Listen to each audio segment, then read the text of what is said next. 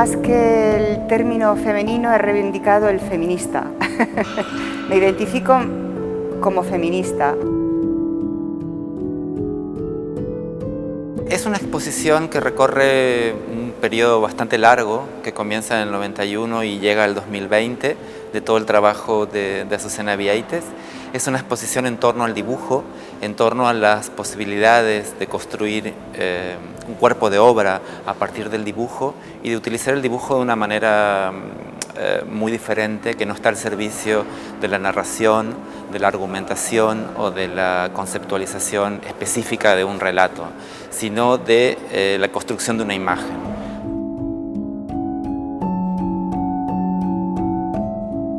Con lo cual es un uso muy particular del dibujo, ¿no? En el cual el dibujo uno lo puede ver como de una manera muy próxima y también de una manera muy distante, porque el dibujo empieza a hacer otra cosa, ¿no? Empieza a convertirse en otro tipo de materia.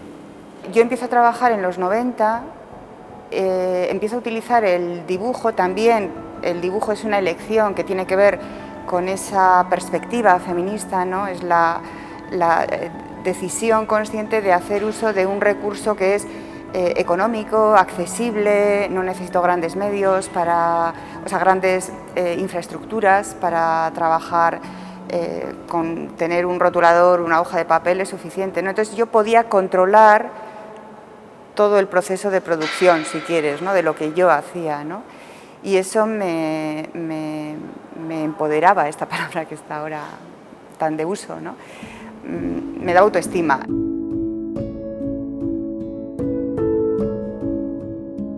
Mi trabajo consiste en realidad en utilizar el dibujo, la serigrafía, o la fotocopia o el collage para registrar una sociedad y una cultura que me rodea, ¿no? Entonces, en ese sentido, la técnica funcionaría como un registro, una manera de querer mostrar o hacerme con imágenes que me interesan de la sociedad, del momento en el que estoy, ¿no? Por eso digo que funciona como una memoria, el trabajo funciona como una memoria estética en relación a un momento específico, concreto. En ese sentido, he dibujado a partir de revistas de arte, cultura contemporánea, de discos, de CDs, de lo que es música, pero también de imágenes que proceden del activismo feminista, del activismo feminista queer, etc., ¿no?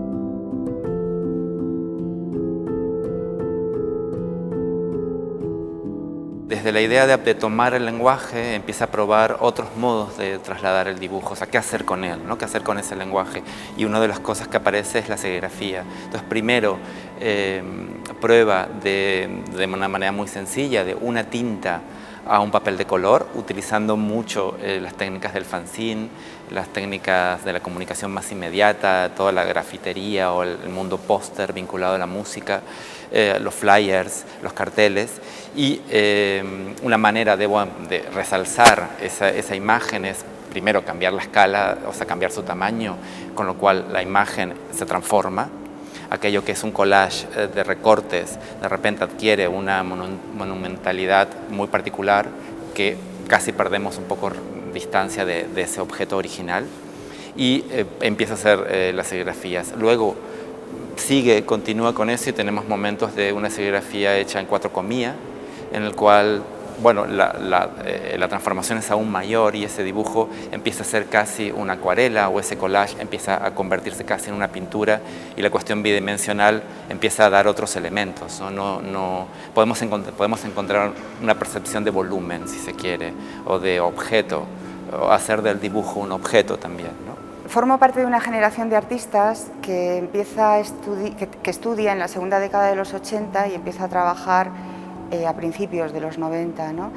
Entonces, en ese sentido, a principios de los 90, tanto otras personas, otras artistas de mi misma generación y yo, empezamos a hacer uso de esto que ahora se llama la cultura del do it yourself, la cultura del hazlo tú misma, hazlo tú mismo, que tiene sus genealogías en el punk, pero también otros movimientos sociales y artísticos como el dadaísmo, el surrealismo o los movimientos de liberación feministas de la mujer o LGTB, ¿no? Por ejemplo. Lo que ocurre es que cuando empezamos a trabajar en aquella época, en los 90, no teníamos conciencia de que trabajábamos en el marco de ese contexto teórico. El contexto teórico viene después.